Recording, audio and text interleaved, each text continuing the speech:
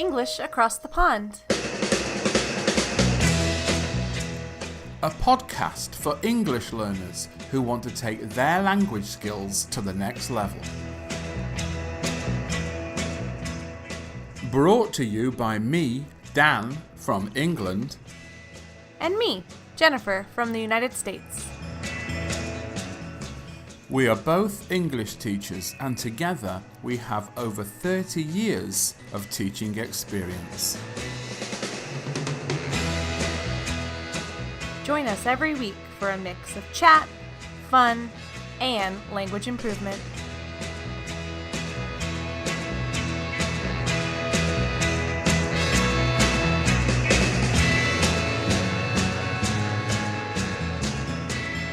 And welcome back to another episode of English Across the Pond. English Across the Pond is a podcast dedicated to you, an English learner, and helping you improve your English and language skills. Every Friday, we upload a new episode and will help you learn and improve your English with a mix of fun, chat, and of course, your language improvement. Everything you hear and review in this episode is in our episode guide. The episode guide is a free PDF document for you to download, and you can download that now on our website, EnglishAcrossThePond.com. The episode guide will review vocabulary, give more detail to our language focus, and help you learn English even more. Today, we are going to be talking about TV, talking a little bit about TV shows, some of our recommendations, and we're going to go into some more detail in a language focus with modals. So let's just get into it. Dan, hello, how are you? Hello, Jennifer. Hello, America. All is good, thank you very much. I have to tell you it is raining, and if I can use the rather cliched expression, it's raining cats and dogs. It's really coming down, huh? Chucking it down. Bucketing it down. But that's okay. You know, it's all right. It's what we expect. That's what happens when you live on a small island in northwestern Europe. Mm-hmm. How's the weather where you are? The weather is so great. I just got back into town, and it was pretty warm when I was in California, and I checked the weather for today, and it's going to be high 80s. Fahrenheit, of course. Fahrenheit.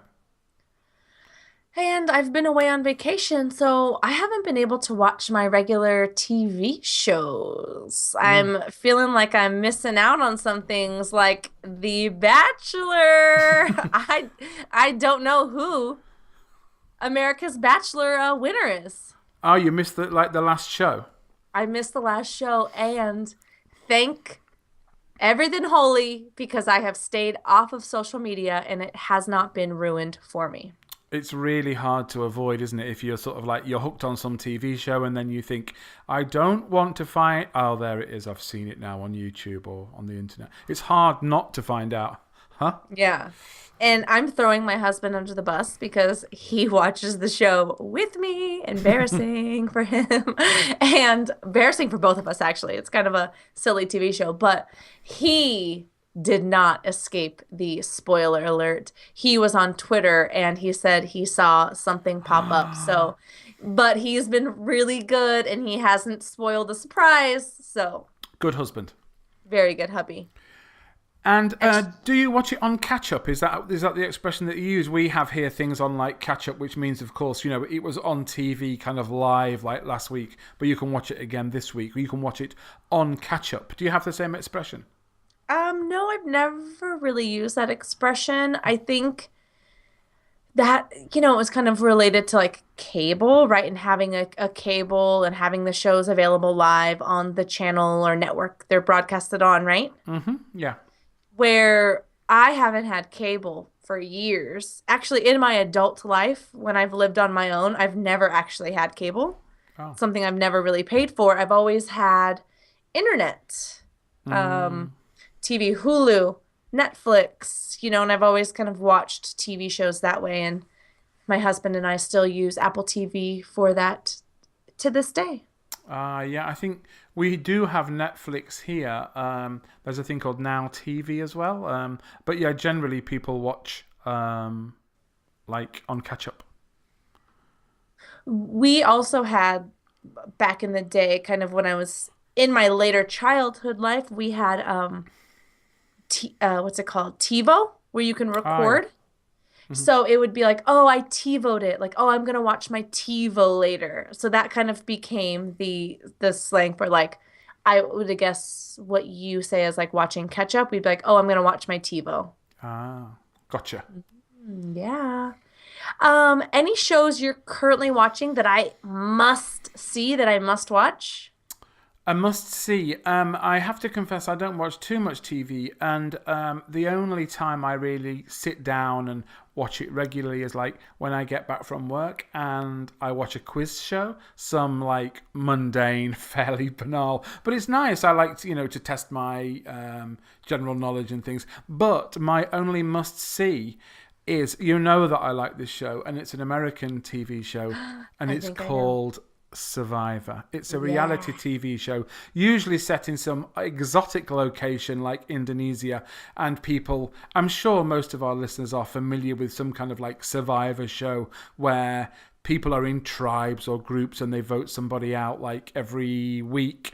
And I started watching this when I lived in Thailand. It's been going for like 20 years and I've watched it religiously. It's my only must see. I have one friend who watches it as well, who lived in Thailand at the same time as I did, and we're always texting each other about what's happening. Do you watch Survivor? Is it one of your must sees, Jennifer? I will admit I have never watched even one episode of Survivor. Well, you might get hooked, so be careful. I know. It's just, remember, gosh, it seems like forever ago, our New Year's resolution episode, we talked about how I should stop watching TV. Oh yeah. And I needed to cut down my watching, but and we have kind of cut back on our watching, but same thing as in your house when my husband gets home. It's just kind of a nice way to unwind. Yeah. And something that my husband and I differ a lot in is my husband watches a lot more TV than I do. I think he Uh-huh. has more time, and he watches a lot of like educational type programs where I have to admit I watch a lot of kind of brainless TV because I almost have it on as like background Mm. stuff. Yeah, I'll yeah. like put it on if I'm like finishing up the dishes, or sometimes my husband and I will put on The Bachelor, for example, because we can have conversations while it's on. It's not something we have to sit Mhm. down and really intently watch. And I think it's just kind of nice to have as a relaxing thing. I don't know if that's really healthy, but it's what we do. It is what it is. And what kind of TV show would I guess there's certain TV shows that you wouldn't have on in the background? Is it like a sitcom or like a quiz show like we mentioned, or what kind of background TV show is it? What kind of background TV show is The Bachelor?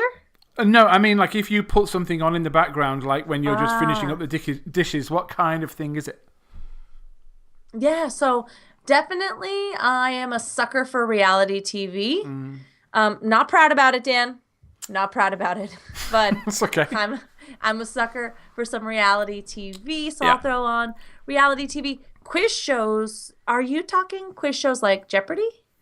I know what Jeopardy is. We have like there's a what's it called? The Chase, where they have Mm, a really do you have the Chase in America? no. There's like a really intelligent person and this team of normal people try to beat the really intelligent person. So it's these quiz shows are a good test of your general knowledge. I just spent the week at my parents' house and they watch Jeopardy almost every night, which is similar to that. Hmm. And I have to say, it really helps kind of get your brain going, and it's exciting to kind of play in the living room. And we Yeah. always get excited when we get the right answer. But this is a type of TV show, a genre, a quiz show that I would not watch in the background because I would need to pay more Ah, attention to yeah. that. Good point. You get distracted. Yeah, sitcoms, just kind of TV shows like Grace and Frankie is like an example of one show on Netflix that I would have on in the background. Yeah. So silly little sitcoms or some reality TV. Sounds good. If I wanted to get like a real idea of British culture, is there any show I should watch? Yeah, there's a few kind of like classic comedies, classic like situation comedies, sitcoms. Um, there's one called Faulty Towers about like a dysfunctional hotel. There's one called Dad's Army about these old men who are in the army, and they're very British. They're very British because the sense of humour is very particular and very strange, and also the people are very polite with each other. There's a lot of deference to people of higher class. So I think maybe these sitcoms are maybe like 30 years old, but they're still very popular, and they are very sort of like typical, a real good reflection of what British society is like. And also it's sort of poking fun at or laughing at ourselves, self-deprecation. So it's fun, it's light-hearted, but it's nice because we're looking at ourselves and laughing at ourselves. So I would say a nice sitcom, Jen, I would recommend. And what was the title you said I should watch? Well, one of them is called Faulty Towers. That's about the hotel. Which is faulty as in wrong. And the other one is called Dad's Army. Dad's Army. Which are real classics. They're really, really funny, actually. So well written, and the characters, such amazingly good actors in them, and great characters, and extremely British. Awesome. Same question. If I wanted to sort of like dip my toes in American culture a little bit and learn a little bit more about the USA, is there anything I should watch? Let me tell you what you should not watch. That might be easier. So there is so much reality TV, and as much as I'm a sucker for that reality TV, probably the most popular shows are like Keeping Up with the Kardashians or The Real Housewives of, and it's like they have every major city across America with like a Real Housewives show. And this definitely does not depict the average, housewife in America or the average family in America. So if you want to get an idea of American culture or the American way of life, you definitely should not watch Keeping Up with the Kardashians or any of the Real Housewives show, because although they might be entertaining for you, they don't show real life. And yeah, and something just came to my mind while speaking about this is I had a lot of students when I was teaching at a school in San Diego who would take weekend trips to Los Angeles. Yeah. Because they see this idea of Los Angeles and Hollywood on TV to be this glamorous, gorgeous, just like a really fancy place.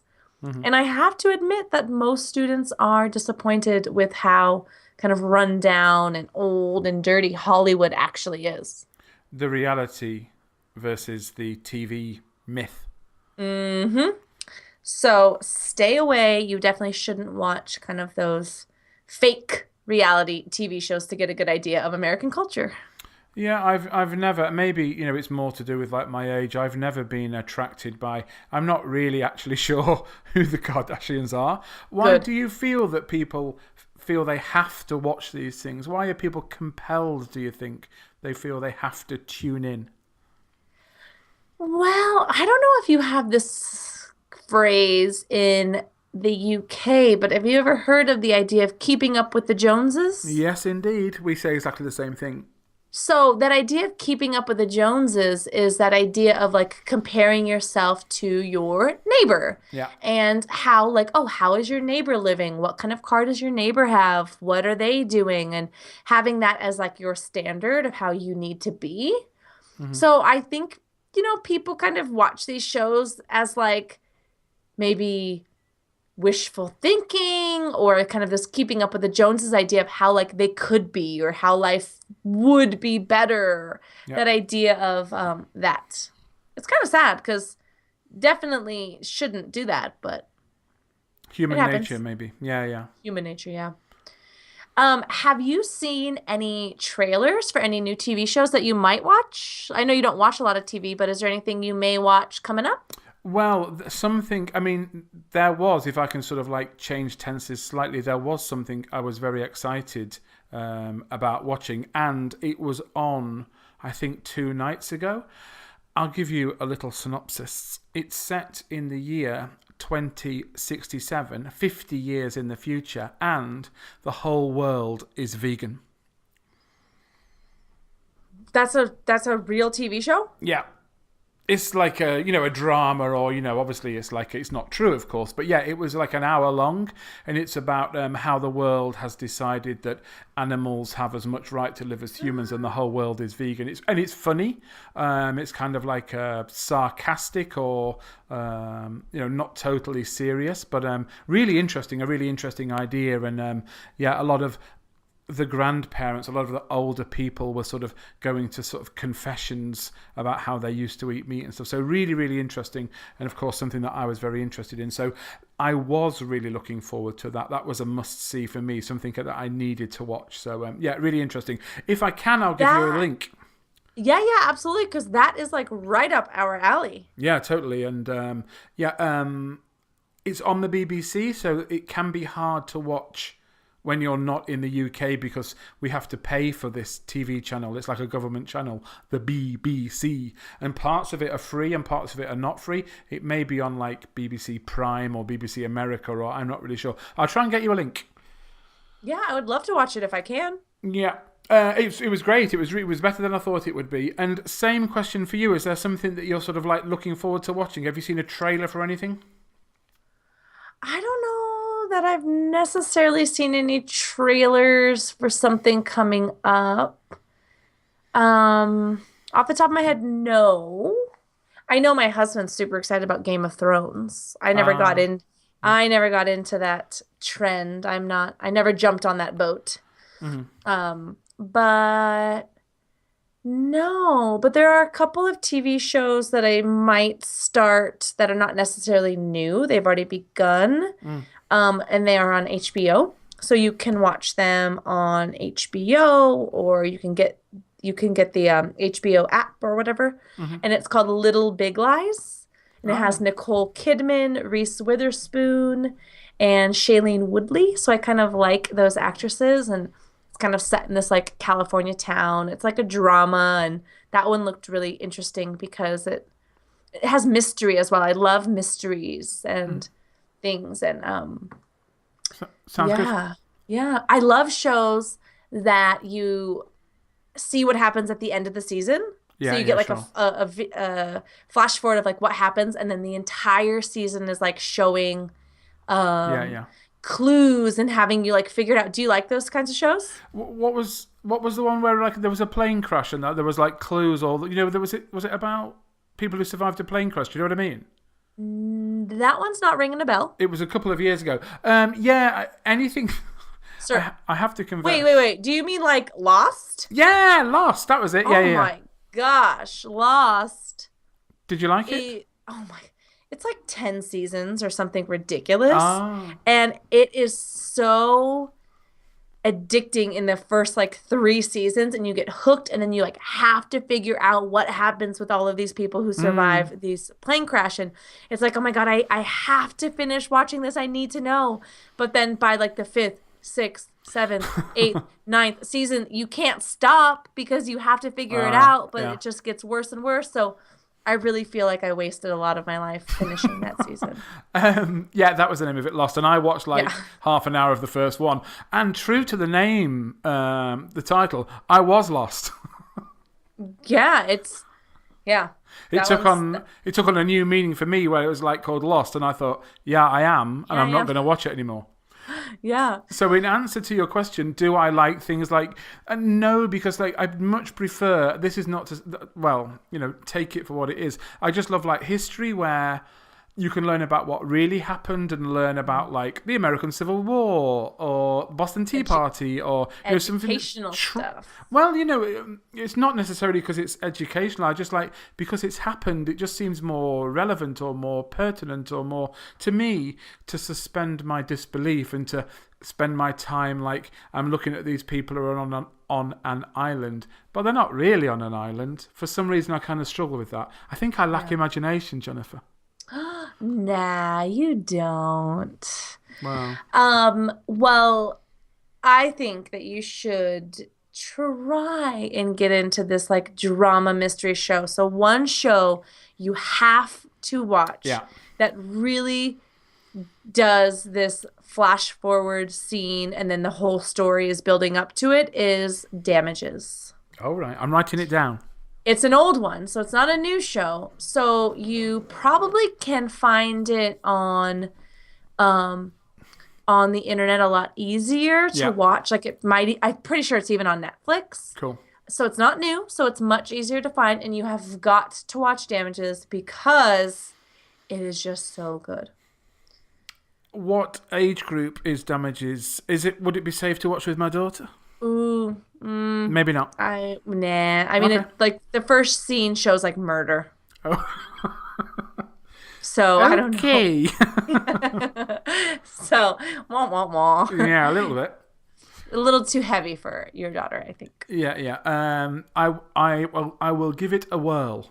Yeah, give it a go. Yeah, I will. Hand on heart, promise. I'll give it a go if I can find it. Yeah. So, you mentioned, I know this about you, and I think you mentioned you watch Survivor with your daughter. Yeah. So, is it something that you and your daughter do as like it's like a special thing you guys do together?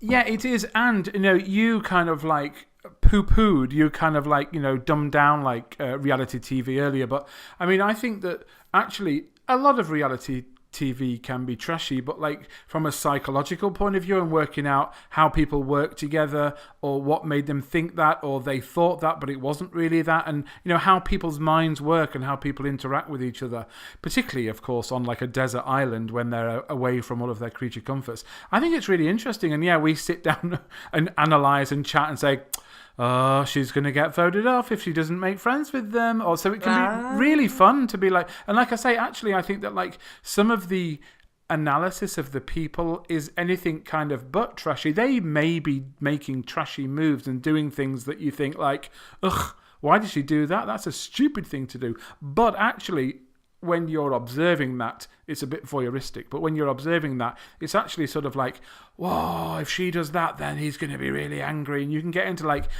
personality, psychological sort of like analysis. Ooh, great point. Yeah. So any psych majors watching, psychology majors, reality TV show can be your subjects. Exactly. Great. So any final show I've got to watch besides Survivor? I mean, it could be old. It could be like a really old TV show. Anything that like springs to mind as like, you've got to watch this show as like a favorite?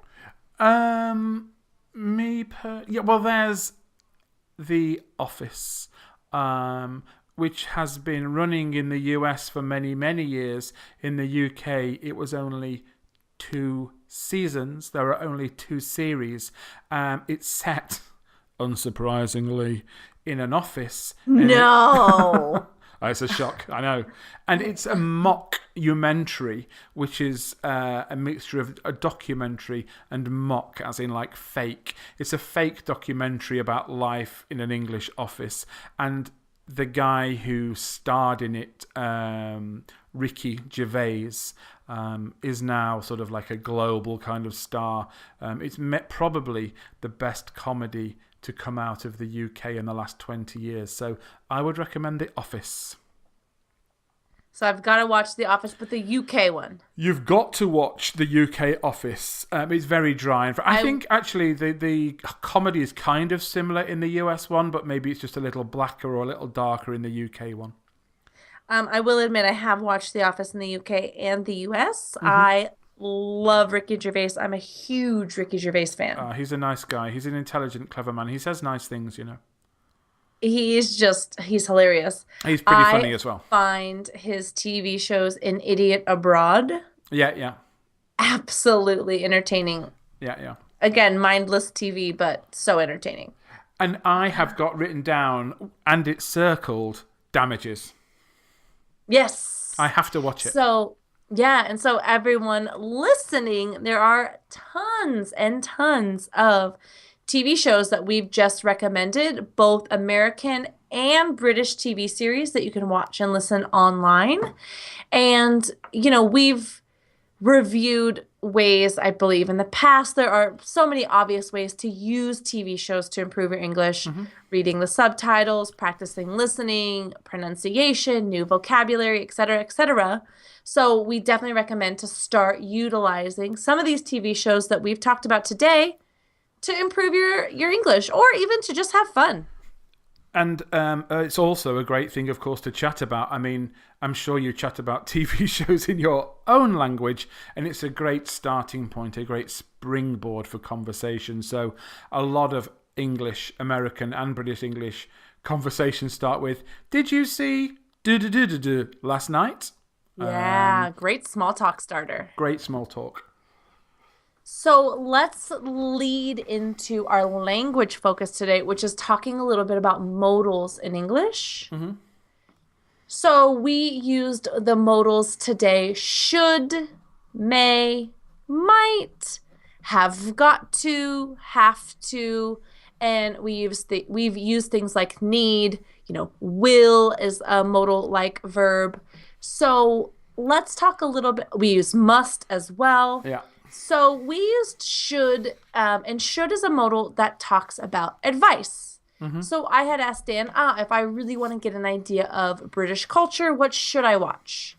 And he gave me advice. He gave me recommendations of should. I should watch Fawlty Towers and Dad's Army. Yeah, perfect. The negative side of that should not is modals of non-advice, advice of what you should not do, non-recommendations. I said you should not watch, the Kardashians or the Real Housewives if you want to get a real idea of American culture. Dan, we also talked about like must see, have got to, need. What are those modals all about? Yeah, must and have to are very similar. They're modals of sort of like obligation. It's like 100% kind of no choice. But of course, we're saying that you must and we're saying that you have to. The difference normally between must and have to, must is your own personal feeling about something. So if I say you must do this or you must do that, it's what I believe to be true. I 100% believe that Jennifer must watch Survivor or something like that. I think it's very important. Usually have to. It's the same strength. It's 100% obligation, but it's external. So something like the doctor would advise you. If you're sick, he would say you have to stop eating so many pizzas or you have to stop smoking. So must and have to are kind of the same as in 100% an obligation, but the difference between them is must is a personal, internal, what I think you must do, whereas have to is an external, somebody, like for example in a school you have to listen to the teacher. It's one of the rules. But if you want to be good at English, then you must work hard. That's just what I think. Of course, it's kind of true as well, but it's not a rule. It's not like an external rule. So, of course, have to is like when you're driving a car, there's lots of have tos. Whereas with must is more like things like diet or keeping fit or just giving advice. But must and have to offer very strong advice. We kind of say like 100%, like it's an obligation kind of thing. Yeah. Yes. Moving on, may and might show possibility. So I had asked, is there any show, I know Dan doesn't watch much TV, but I asked, is there something you might watch or you may watch for possibility? Asking about new trailers. So maybe he saw something that interests him. So there's a possibility he might watch it. Yeah. So we can use may or might for that. And I did forget to include the modal can to show ability. So I said, you can watch that on Netflix, or it's an older show, so you can watch it more easily online. So can is definitely a modal that shows ability.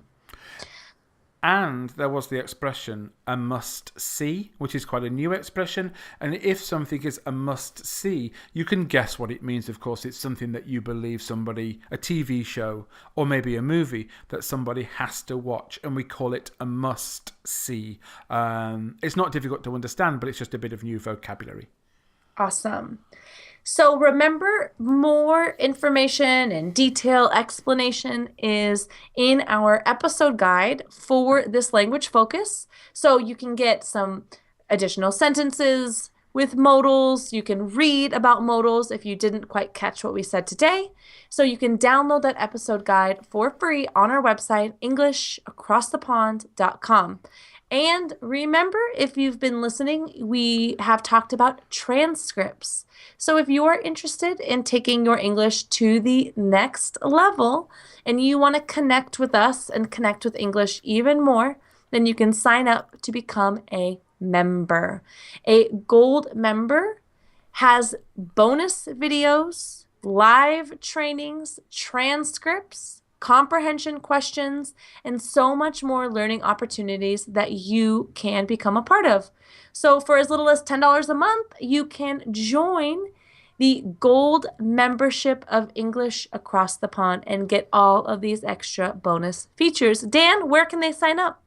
You just go to our website, EnglishAcrossThePond.com, and you click on, at the top of the homepage, there's the word subscribe, and just click on subscribe. When you do that, you'll also see there's gold membership, there's premium membership as well, and you can read about that there as well.